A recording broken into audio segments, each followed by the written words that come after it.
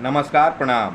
मैं सुमित सिंह। आज फिर एक बार स्वागत है आप सभी का हमारे चैनल पर। दोस्तों, पवन सिंह को लेकर एक बहुत बड़ा अपडेट देने वाले हैं, तो वीडियो पे बने रहिएगा और हमारे चैनल पर नए हैं तो हमारे चैनल को सब्सक्राइब कर लीजिएगा।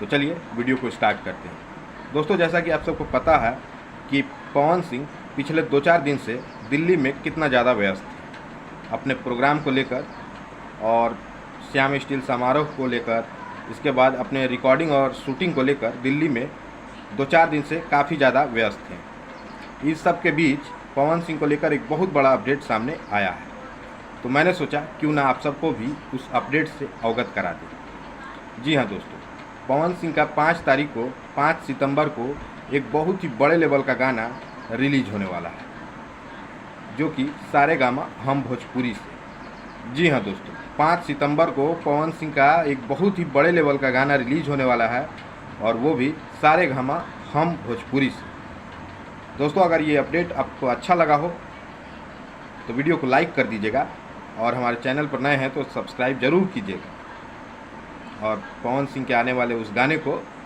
भरपूर प्यार, दुलार, आशीर्वाद दे के उसको सुपर डुपर हिट करवा दीजिएगा। धन्यवाद।